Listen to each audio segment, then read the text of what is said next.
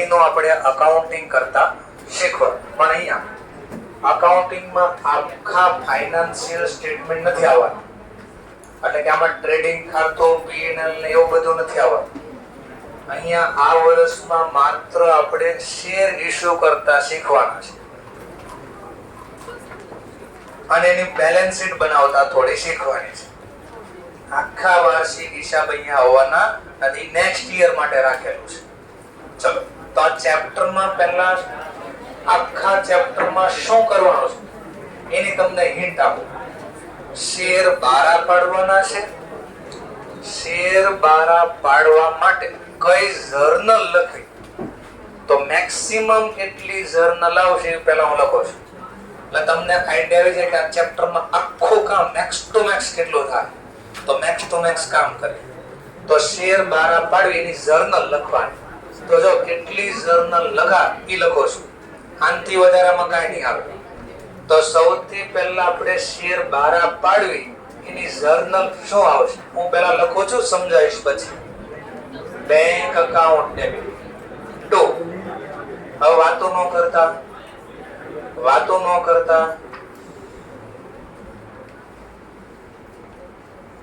લખવું હોય તો લખી શકો, ન લખવું હોય તો ચૂપચાપ બેસો, બહાર આટો મારવો હોય તો કાંટો મારી આવો, પણ વાતો ન કરતા.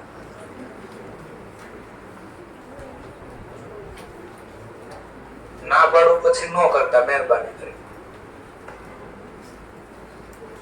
Share application account debit two equity share capital account to security premium account to share allotment account to bank account.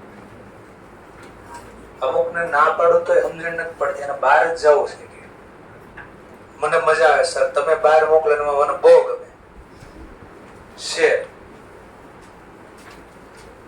allotment account debit.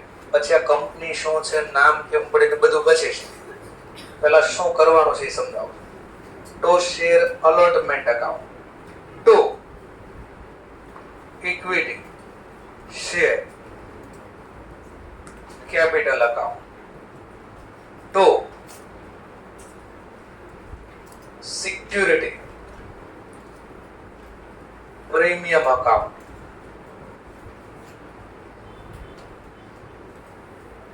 ચલો, bank account debit to share allotment account. પછી હપ્તા આવશે. શેર ફર્સ્ટ કે તોય ભલે, second કે તોય ભલે, અને ફાઇનલ નામ કે તોય ભલે. જે હપ્તો માંગશે એને આમ લખશું, જે નામથી માંગે. Account debit two equity share capital account. અને પૈસા મળશે. Bank account debit to share જે હપ્તાના પૈસા મળે. ફર્સ્ટ કે તો ફર્સ્ટ ના નામથી લખજો, સેકન્ડ કે તો સેકન્ડ ના નામથી લખજો, અને છેલ્લો હપ્તો કે તો ફાઇનલ ના નામથી લખજો. જે નામ આપે લખજો. તો 11 12 માં હું લખતા જ તમે મેં આ સ્ટાર છે કરીને ઈ હવાલા છે ટૂંકમાં. આ શેર બારા પાડવાની જર્નલ આવશે, આવી ગયા. અને શેર બારા પાડશું તો અમુક લોકો દોડા થાય, પૈસા નથી દેવાના થતા. એમ કે જો કોઈ હપ્તાના પૈસા માંગવું એને કહેવાય કોલ, પૈસાને કહેવાય મની. તો આખો નામ આવશે કોલ મની ડ્યુ. એટલે હપ્તાના પૈસા માંગ્યા, કોઈ વ્યક્તિ પૈસા નહીં દે તો કંપની એને જે શેર આપ્યા હોય ને એ જપ્ત કરે. જપ્તીને ઇંગ્લિશમાં કહેવાય શેર ફોરફિટેડ. શેર ફોરફિટેડ એટલે જપ્ત કરી લેવા છે. તો શેર જપ્તીની બી જર્નલ આવશે. તો હું શેર જપ્તી કરું છું અહીંયા. તો શેર જપ્તીની જર્નલ આવી ગયા. આ ઈ નો મતલબ equity. Equity share capital account debit. કેટલા? તો જે કોલ મની ડ્યુ કરી હોય એટલા. Security premium account debit if not received. If money not received. Then after 2 જે હપ્તાના પૈસા ન મળે, બધા હપ્તા, જેમ કે શેર ફાઇનલ કોલના ન મળ્યા હોય તો, સેકન્ડ કોલના ન મળ્યા હોય તો, ફર્સ્ટ કોલના જે હપ્તાના ન મળ્યા એ અહીંયા લખવાના. આ નામ નથી લખો, આ નામ, તો આના બદલે તમે નામ વાપરી શકશો. Call in arrear account. ગુજરાતીમાં તેને કહેતા હતા નહીં મળેલ હપ્તા ખાતે. ઇંગ્લિશમાં બોલશો કોલ ઇન એરિયર. એરિયર નો મતલબ નથી મળ્યા, કોલ નો મતલબ હપ્તો. નહીં મળેલ હપ્તા ખાતે. તો આ હપ્તાના નામ નો લખો તો આવું લખી શકશો. એટલે હું આનો છગડીયો કાઉન્સ કરીને લખી દઉં. ઓર કયા હપ્તાના નથી મળ્યા? માની લો શેર અલોટમેન્ટના બી નો મળ્યા હોય. કયા નામ હું બોલાય થોડી વાર પછી સમજાવો. તો આ બે નામ હપ્તાના નો લખવા હોય તો આના બદલે તમે એક શબ્દ વાપરી શકો, કોલ ઇન એરિયરના નામ. એટલે જે હપ્તાના નામ નો લખવા હોય તો આ બધાનું એક નામ લખી દો. આનો મતલબ હપ્તા. હપ્તાને ઇંગ્લિશમાં કહેવાય કોલ. ઓકે, હવે કાંઈ બાકી રહી ગયું? મેં કીધું હા. Two share જપ્તી. જપ્તીને ઇંગ્લિશમાં કહેવાય ફોરફિટેડ અકાઉન્ટ. અહીંયા કયા લખવાના? જેટલા મની રિસીવ થયા એ લખવાના. જે પૈસા મળી ગયા એ જપ્ત કરી લેવાના. ચલો પણ ઓર લખી દો. માઇનસ if security premium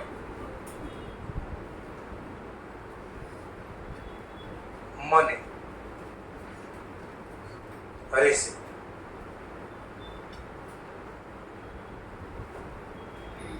આવાલા છે બધા. હવે જે શેર જપ્ત કર્યા એને રીઇશ્યુ કરશું. રીઇશ્યુ કરો એટલે ફરીથી બહાર પાડવા. જે જપ્ત કર્યા એને પાછા બહાર પાડવા. તો જર્નલ આવી ક્યાંક લખાય. Bank account debit, share forfeited account debit પણ સ્ટાર છે. if issue at discount. જો ડિસ્કાઉન્ટ થી બહાર પડો તો જ. To equity share capital account ને to security premium if issue at premium. Sir મને આમાં કાંઈ ખબર નથી પડતી. મેં પણ ખબર પાડી નથી તમને કાંઈ. આ તો હું મારી જાતે લખો છું પહેલા કે તમારે કંઈક આવું ક્યાંક કામ કરવાનું છે. ચાલો પછી સમજાવો. હવે કાંઈ બાકી રહ્યું? આ મફતની સર એક્ઝામમાં નો કીધું તોય દોઢાથી લખી દેવાનું. બોલવાની જ નહીં આ જર્નલ. ચલો લખી દો. Share forfeited account debit to capital reserve account. કેટલા લખાયા છે? Share forfeited amount per share minus share forfeited amount used in share issue at discount. ચલો બસ પૂરું. મેક્સ ટુ મેક્સ એટલી જર્નલ આવશે. તો તો આવો ક્યાંક લખવાનું. આ જે જર્નલ હતી, આ જર્નલ કેની હતી? શેર તમે ઇશ્યુ કરો એની જર્નલ. આ ભાગ ક્યારે આવશે? દાખલો મોટો પૂછવો હશે તો આ ભાગ આવશે, આની સાથે એક્સ્ટ્રા આવશે. આ હતું શેર ફોરફિટેડ જર્નલ. શેર જપ્ત કરીશ તો આવી જર્નલ. ખાલી ઇશ્યુ કરવાની જર્નલ તો આવી, અને બંને આવે તો આ બંને લખવાનું છે. તો મેં ખાલી આજે એટલું ડિસ્કશન કર્યું કે ભાઈ આ ચેપ્ટરમાં આવો ક્યાંક કરવાનું છે. હવે ચર્ચા કરી છે, જેમ ચાય પે ચર્ચા આવે ને એમ કંપની પે ચર્ચા કરવી. હવે ચલો જોઈએ. સૌથી પહેલા કંપની એટલે શું?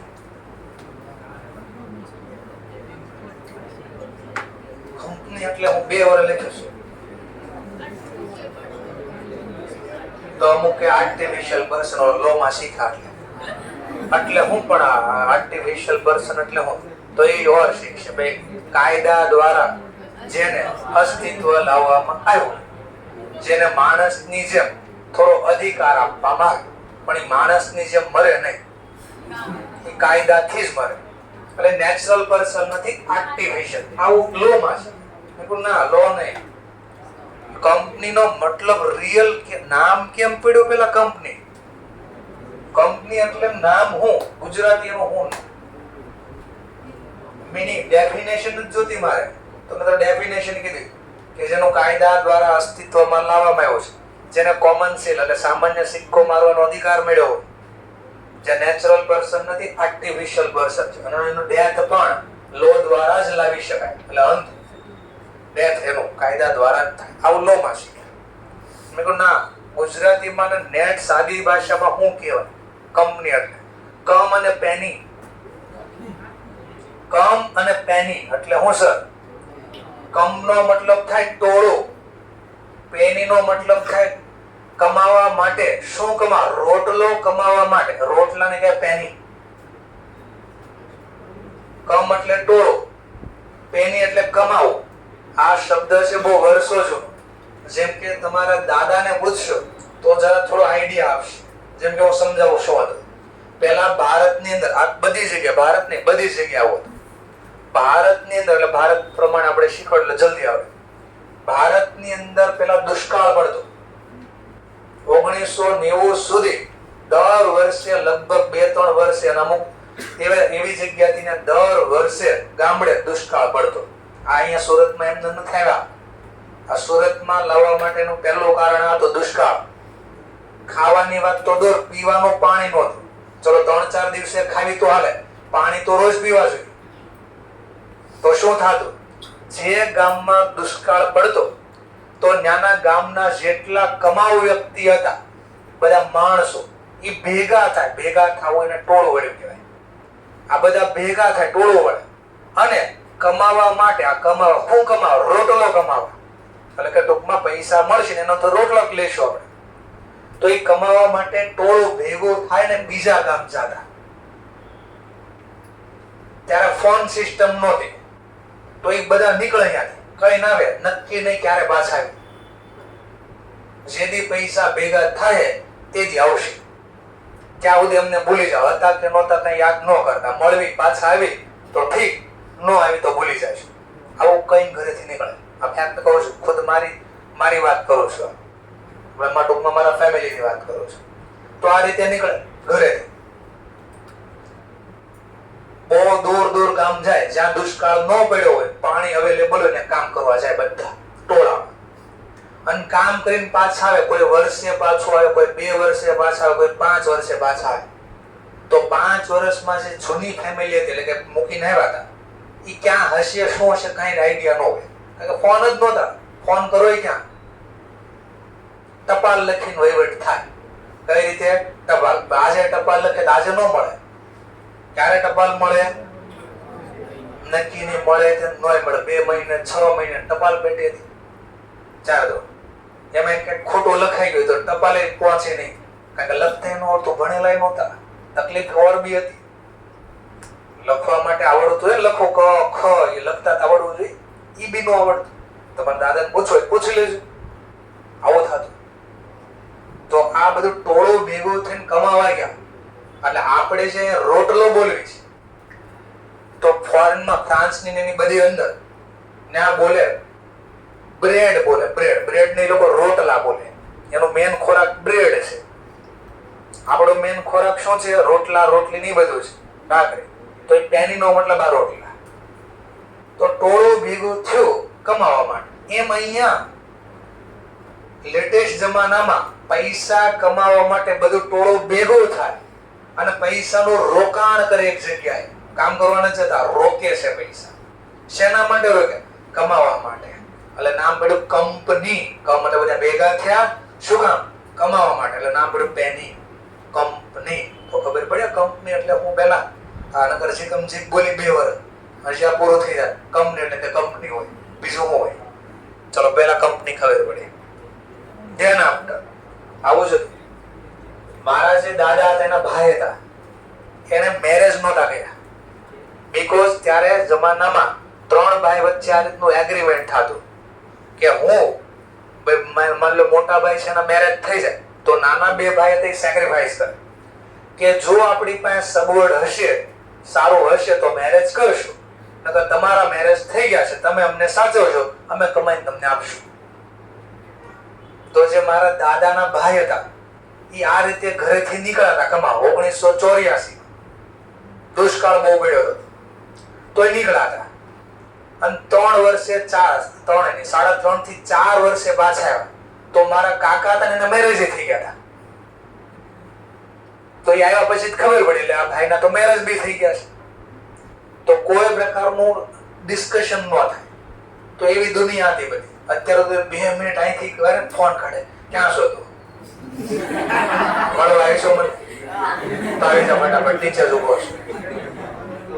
આટલી તમના મગજને એટલો ખરાબ કરી નાખ્યો. તમારામાં કોઈ સહન શક્તિ નહીં હોય. સહન શક્તિ નામે તમારામાં કાંઈ નહીં હોય. બીકોઝ તમને એવા બનાવી દેવામાં આવ્યા હતા ને, બનાવી દેવામાં આવ્યા. અને ગુલામી બનાવવા માટેના કારણ હોય. ગુલામ કેમ બનાવવા એના કારણ ચાલુ થયા. પહેલા ગુલામી બનાવતા આર્થિક રીતે, કેમ ભારત દેશને ગુલામ બનાવ્યો.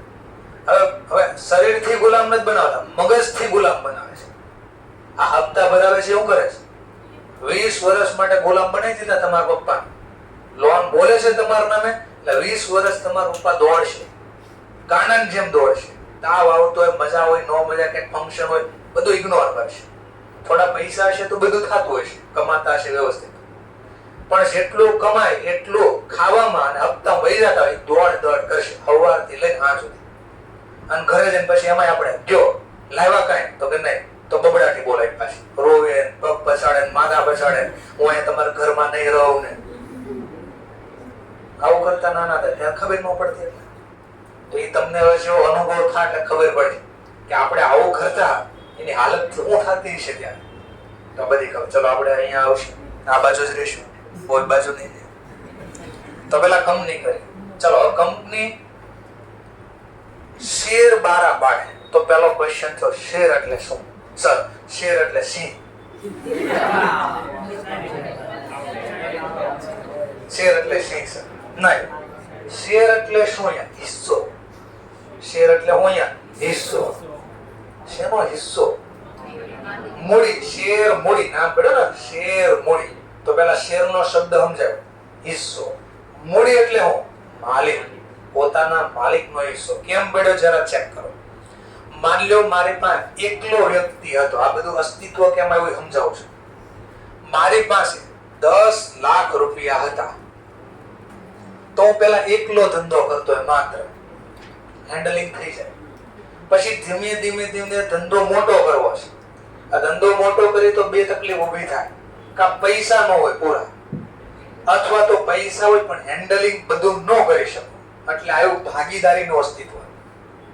તો એક વ્યક્તિને નવો લાવી દેશે તો એ કામમાં પણ હેલ્પ કરશે અને થોડા પૈસા બી લઈને આવશે. તો પૈસાની જરૂરિયાત પૂરી થઈ, માણસની જરૂરિયાત પૂરી થઈ. ઓર તકલીફ, ઓર પૈસા, ઓર ધંધો મોટો કરવો છે, ઓર પૈસાની જરૂર પડી, ઓર માણસની જરૂર પડી. પણ બહુ બધા માણસ ભેગા થાય તો એક તકલીફ ચાલુ થાય. જેમ કે તકલીફનું સોલ્યુશન પેલા ભાઈ માની લો આ બાજુ ભાઈ આપણે માન લો ફોકસ તરફથી 1 મહિના પછી પ્રવાસનું આયોજન કરવામાં આવેલ છે, તમારા તરફથી સજેશન આપો ક્યાં ફરવા જવું જોઈએ. એને પૂછું, તમને બધાને પૂછું, તમે બોલો ભાઈ. ચલો મહાબળ ભાઈ, ક્યાં તાર ફરવા રાખવું છે? ફોકસ તરફથી આયોજન ફ્રીમાં છે પાછું. બોલો ભાઈ. મહાબળેશ્વર ભાઈ, તારે ક્યાં ફરવા જવું છે? બધાને એક હરખું જ છે. ચલો પાછળ. રાજસ્થાન પાછળ, રાજસ્થાન બાજુમાં, કાશ્મીર સરસ આ બાજુ ભાઈ.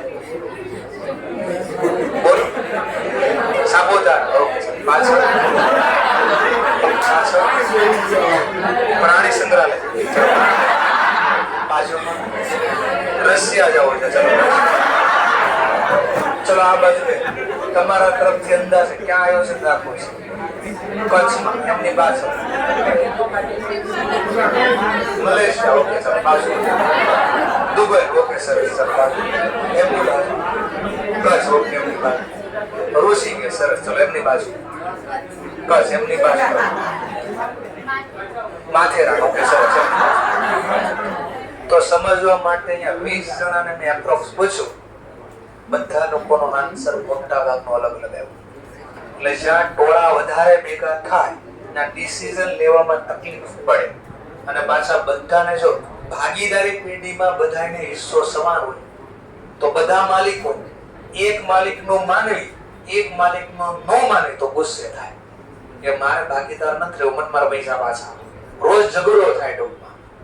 ઘરે આપણે એ જ કરી માનવી ન મળે, હું પણ આ ઘરમાં મેમ્બર છું, મારો હિસ્સો છે મને આપો, ન આપે તો આપણે ઝઘડો કરીએ, બાદવી રોઈ આ તે કરવી, ગમે 4-5 દી બોલીને મોઢું બગાડી આવું કરીએ. તો આની ખામી હતી, ભાગીદારી પેઢીની ખામી હતી. આ ભાગીદારી પેઢીની ખામી દૂર કરવા માટે કંપની બહાર પાડી. તો શું કહ્યું? મેં આ મારા રૂપિયાને ધ્યાનથી જો શેર મૂડીનો મતલબ સમજાવો છો. આ મારી મૂડી હતી, એના નાના નાના ટુકડા પાડી દીધા, એટલે હિસ્સો ભાગ પાડ્યા. મેં કહ્યું એક ટુકડો મારે 10 રૂપિયાનો પાડવો છે, તો ટોટલ કેટલા હિસ્સા બનાવી શકાય? તો 1 લાખ ટુકડા પાડી મારી મૂડીને 10 રૂપિયામાં વેચી દીધી, એટલે એક ટુકડો બનાવ્યો 10 રૂપિયા, તો ટોટલ કેટલા ટુકડા? 1 લાખ ટુકડા એટલે શેર. તો લાખ શેર વેચીશ લોકોને કે ચલો મારો મેમ્બર, મારામાં હિસ્સો તમારે લેવો છે કંપનીમાં, તો હિસ્સો પાડ્યો. તો કેમ ક્વોન્ટિટી ગોતાઈ શીખવાડ્યું, આ કેમ ક્વોન્ટિટી મળી શીખવાડ્યું. એક ટુકડો કોઈ કે ના મારે 20 રૂપિયાનો રાખવો છે તો 50,000. ટૂંકમાં કોઈ મારી કંપનીમાં એક હિસ્સો જોતો છે, એક હિસ્સો, તો મિનિમમ કેટલા રૂપિયા આપવા પડે? 20 રૂપિયા આપવા પડે તો મારો હિસ્સો મળશે, એક હિસ્સો મળશે, એટલે ભાગ મળશે તમને. આનો ફાયદો શું થયો? જેટલા પૈસા જોતા એટલા મળી જાય, બહુ બધા મેમ્બરે બનાવી શકાય, પણ ઝઘડો ન થાય. કારણ કે કંપનીમાં ધંધો ચલાવે કોણ? માલિક ન ચલાવે, બેંક ઓવરડ્રાફ્ટ ચલાવે, બોર્ડ ઓફ ડિરેક્ટર આ ચલાવે. એટલે માલિક અલગ, ધંધો ચલાવનાર અલગ. તો જે બે વસ્તુની ખામી, સોલ પ્રોપ્રાઇટરની ખામી કોણે દૂર કરી? પાર્ટનરશિપ. પાર્ટનરશિપની ખામી કોણ દૂર કરે છે? કંપનીવાળા. પ્લસ ભાગીદારી પેઢીમાં ઓર એક લાક્ષણિકતા છે, અનલિમિટેડ લાયબિલિટી. બીજો ભાગીદાર કંઈ કરે તો એની ભૂલ કોને ભોગવવી પડે? બાકીના ભાગીદાર. અને આમાં એવું ન થાય, મેં જેટલા પૈસા રોક્યા, મેં જેટલો હિસ્સો રોક્યો એટલી જ મારી જવાબદારી, લિમિટેડ લાયબિલિટી, અને પૈસા ઢળક મળે. તો પેલા શેર કેપિટલ કેમ નામ પડ્યું સમજાવું. શેર કેપિટલ આ નામ કેમ પડ્યું? કેપિટલ એટલે મૂડી, શેર એટલે હિસ્સો. તો ટુકડા પાડ્યા, ને મારા મૂડીના ટુકડા પાડ્યા. એક ટુકડો કેટલાનો છે? 20. એવા કેટલા ટુકડા પડ્યા? 50,000 ગુણ્યા 20 એટલે 10 લાખ. સમજાણું થોડું થોડું? તો આવી ક્યાંક સ્ટોરી પહેલા આપણે શીખ્યા. ચલો ઓર જોઈએ, શેર કેટલી રીતે બારા પાડી શકાય અને કેટલી ક્વોન્ટિટી બહાર પાડશું. બહાર પાડવું એને ઇંગ્લિશમાં કહેવાય ઇશ્યુ. બહાર પાડવું એને ઇંગ્લિશમાં શું કહેવાય? ઇશ્યુ. ચલો તો હું પહેલા ક્વોન્ટિટી પ્રમાણે વાત કરું છું. ક્વોન્ટિટી પ્રમાણે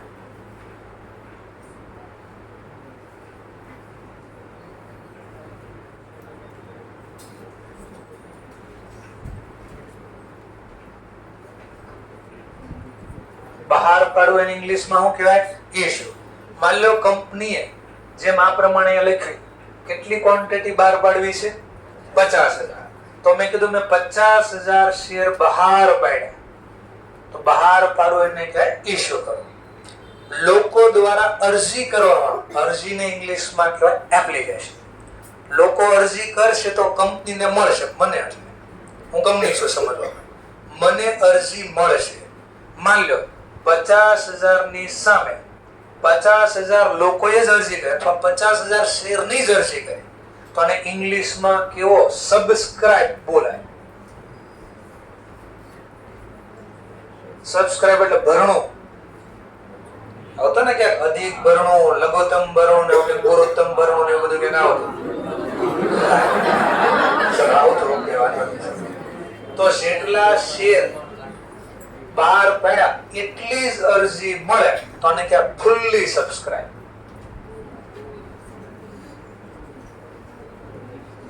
ફુલ્લી સબસ્ક્રાઇબ. જેમ કે તમે પેટ્રોલ પંપે ક્યારેક ગયા હોય, પૈસા જાજા આપ્યા હોય તો તમે તરત કહેશો ટાંકી ફૂલ કરી દે. ફૂલ કરી દે એટલે જેટલી કેપેસિટી છે મેક્સિમમ એટલો આવે. તો મારી કેપેસિટી કેટલા શેર? અને લોકોએ 50,000 તો ફુલ્લી સબસ્ક્રાઇબ કહેવાય. શું કહેવાય? Fully subscribe. પણ બને એવું મેં 50,000 ના શેર બહાર આપ્યા, ક્વોન્ટિટી 50,000. લોકોએ કીધું લે ભાઈ 60,000 શેર અમારે તો જોઈએ છે. તો મેં જે શેર બહાર પડ્યા એના કરતા વધારે અરજી મળી. વધારે ને ઇંગ્લિશમાં કે ઓવર. ઓવર. અને ભરણું એને ઇંગ્લિશમાં કહેવાય ભરવું એટલે અરજી આપવી. ભરણું બોલતા ને ભરણું, ભરણાને ઇંગ્લિશમાં કે એપ્લિકેશન. એટલે કેટલી ક્વોન્ટિટીની અરજી કરી તો ઓવર સબસ્ક્રાઇબ. હું બોલાય ઓવર સબસ્ક્રાઇબ. એક માર્કના ક્વેશ્ચન છે તમારા કે ઇશ્યુ કરતા વધારે અરજી રિસીવ થાય, એક્સેસ એપ્લિકેશન રિસીવ. એક્સેસ એટલે વધારે, તો એને ઇંગ્લિશમાં કેવો સબસ્ક્રાઇબ બોલે? Over subscribe. 50,000 ઇશ્યુ કર્યા પણ એપ્લિકેશન મળી મને 45,000. અરજી લોકોએ ઓછી કરી. જેમ કે અત્યારે મંદી ચાલે, કોઈ શેર બહાર પડે તો બધા ખાવાના પહેલા પૈસા ગોતે કે શેરમાં રોકવા પૈસા ગોતે? ખાવાના. શેરમાં અત્યારે કોઈ ન રોકે. ચાલો તો સિમ્પલ ઓછી અરજી મળે. ઓછાને ઇંગ્લિશમાં કહેવાય અંડર અને અરજીને ઇંગ્લિશમાં બોલશે સબસ્ક્રાઇબ. ભરણું ટૂંકમાં. કેટલા શેર ભર્યા? તો કે ઓછા શેર ભર્યા.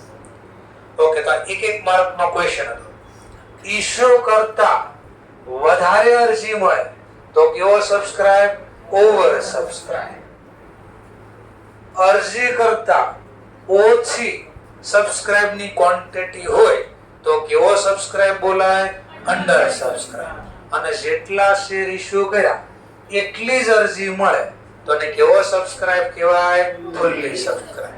આજે મેં વાત કરી શેની વાત કરી? ક્વોન્ટિટીના પ્રમાણે વાતો કરી. શેના પ્રમાણે વાતો કરી? ક્વોન્ટિટી. હવે રૂપિયા પ્રમાણે વાતો કરું છું. રૂપિયા પ્રમાણે.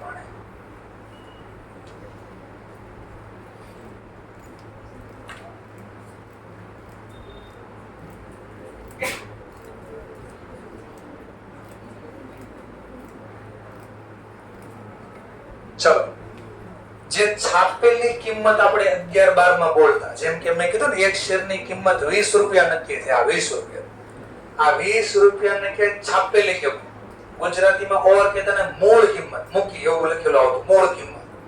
ઇંગ્લિશમાં ને 3 નામ બોલ. છાપેલી કિંમત નથી બોલવી, મૂળ કિંમત આપણે ગુજરાતી પ્રમાણે નથી બોલવી. ઇંગ્લિશ પ્રમાણે વાત બોલું તો એકનું નામ છે નોમિનલ વેલ્યુ. Nominal value. એકનું નામ છે પાર વેલ્યુ અને એકનું નામ છે મોઢાની કિંમત. Face value. ફેસ એટલે મોઢું, વેલ્યુ એટલે કિંમત. ચલો, તો 3 માંથી કોઈ પણ દાખલામાં નામ આપે તો છાપેલી કિંમત, મૂળ કિંમત અને ઇંગ્લિશમાં 3 નામથી બોલાય. કયા 3 નામ? નોમિનલ વેલ્યુ, પાર વેલ્યુ કે ફેસ. તો જેમ કે આપણા શેરની એક કિંમત કેટલા રૂપિયા છે? 20 રૂપિયા. મેં લોકોને કીધું ભાઈ અમારો 20 રૂપિયાનો શેર છે, લો હું તમને આ 20 રૂપિયાનો શેર આપું છું એટલે બહાર પાડું છું. તો બધાએ પૂછ્યું કેટલા રૂપિયા આપવાના અમારે? તો મેં કીધું ભાઈ તારે 20 રૂપિયા જ આપવાના. એકની વેલ્યુ કેટલી? અને લોકોને કેટલા રૂપિયામાં બહાર પાડ્યા આપ્યા? 20. તો જો જેટલા રૂપિયાનો શેર હોય એટલા રૂપિયાથી જ જાહેર જનતાને શેર આપો. જાહેર જનતા એટલે પબ્લિક. તો પબ્લિકને એટલા રૂપિયામાં જ આપો અને ઇશ્યુ કહેવાય એટ અ પાર. ઇશ્યુ એટ અ પાર. તો ઇંગ્લિશમાં કહેવાય ઇશ્યુ એટ અ પાર. હવે આ પ્રાઇસ પ્રમાણે વાત કરું છું. ઉપર વાતો કરતો હતી ક્વોન્ટિટી પ્રમાણે વાત કરતો. આ પ્રાઇસ પ્રમાણે એમ 20 રૂપિયાની કિંમત છે. પબ્લિકને કીધું આવો અમારે ત્યાં, આવો વાલા અમારે ત્યાં આવો તમે, અને 20 રૂપિયાની બદલે તમારે અમોને 25 રૂપિયા આપવાના છે. વધારે રૂપિયા આવવાના. તો આને કહેવાય issue at a premium. Issue at a premium. તો જો છાપેલી કિંમત કરતા એટલે ફેસ વેલ્યુ કરતા વધારે પ્રાઇઝે જનતાને આપી તો આને કહેવાય પ્રીમિયમ. નો મતલબ વધારે. તો છાપેલી કિંમત કરતા વધારાના જે રૂપિયા છે, વધારાના કેટલા છે? 20 ના 25 એટલે વધ્યા કેટલા? તો 5 રૂપિયાના પ્રીમિયમ કહેવાય. શું બોલાય? પ્રીમિયમ. અને આવું બી થાય 20 રૂપિયાના બદલે 18 રૂપિયામાં પબ્લિક. કોઈ કીધું આના 20 રૂપિયાનો હોય, ઓછા ભાવે જોઈતા હોય તમારા પૈસા તો લઈ જાઓ. તો આપણે ઓછા ભાવે બહાર પાડો. બહાર પાડો એને કહેવાય ઇશ્યુ એટ. ઓછાને ઇંગ્લિશમાં કે discount. Issue at a discount. તો આ જે ડિસિઝન લીધો પ્રીમિયમ છે, ડિસ્કાઉન્ટ છે કે પાર, એ શેના આધારે ડિસિઝન લીધો? પ્રાઇસ. અને અહીંયા એવું જ હતું વધારે ને ઓછું. પણ અહીંયા સબસ્ક્રાઇબ ની જે વાત કરી શેના આધારે વાત કરી? ક્વોન્ટિટીના આધારે. તો ક્વોન્ટિટીના આધારે ફુલ્લી ઓવર કે અંડર સબસ્ક્રાઇબ મળે. પ્રાઇસ ની પ્રમાણે શું મળે? પ્રીમિયમ, પાર કે ડિસ્કાઉન્ટ. તો આ તમારા એક માર્ક્સના ક્વેશ્ચન એટલા હતા. જેમ કે આ દાખલા ફેસ વેલ્યુ, પાર વેલ્યુ કે નોમિનલ વેલ્યુ. ગુજરાતી શું થાય એનો? આનો ગુજરાતી શું થાય? મૂળ કિંમત કે છાપેલી. તો પહેલા જો ડિસિઝન શેના આધારે આવે જોજો. નંબર ઓફ શેર બહાર પાડ્યા. કંપનીએ કેટલા શેર બહાર પાડ્યા? 10,000. અને બદલામાં 12,000 ની અરજી મળી. 10,000 ની સામે કેટલી અરજી મળી? વધારે મળી. તો વધારે ઇંગ્લિશમાં શું કહેવાય? Over subscribe. ચલો, બહાર પાડ્યા 10,000 અને અરજી પણ આટલાની મળે તો આટલાની અરજી મળે તો આને કેવો સબસ્ક્રાઇબ કહેવાય? કેવો સબસ્ક્રાઇબ કહેવાય આને? 10 ની સામે એટલા મળ્યા. સરસ, ઓવર સબસ્ક્રાઇબ કહેવાય. કેવો સબસ્ક્રાઇબ કહેવાય આને? Over subscribe. ચલો સરસ.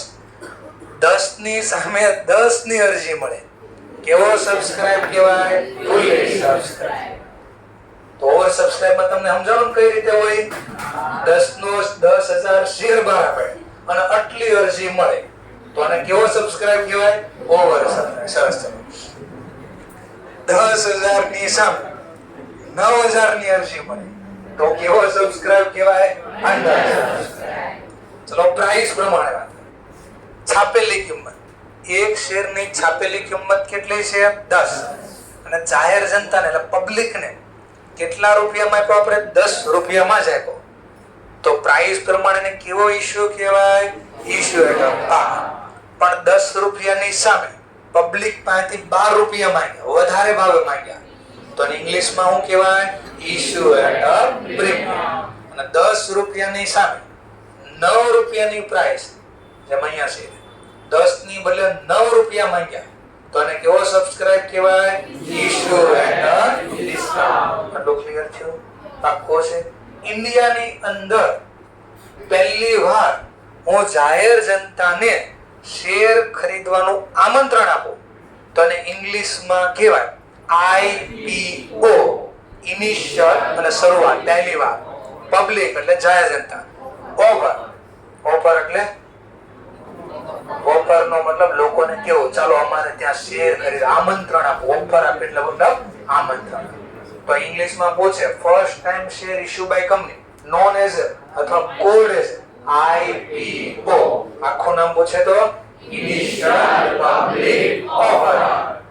ક્લિયર? નેક્સ્ટ, ઇન્ડિયાની અંદર કોઈ દિવસ ડિસ્કાઉન્ટ થી શેર ઇશ્યુ નથી થતા.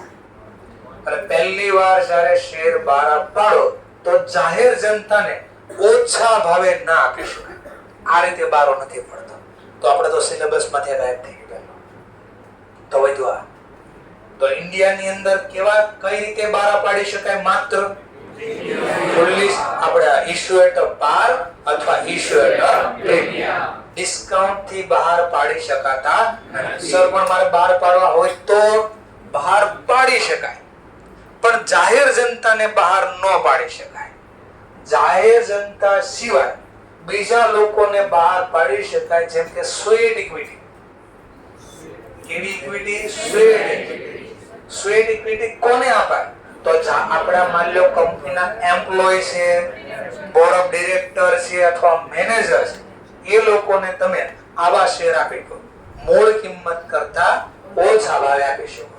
આવું કોણે કીધું? તો સેક્શન નંબર 53 કંપની એક્ટ 2013. તો કંપનીનો જે ધારો છે 2013, એમાં કઈ સેક્શનમાં લખી નાખ્યું છે?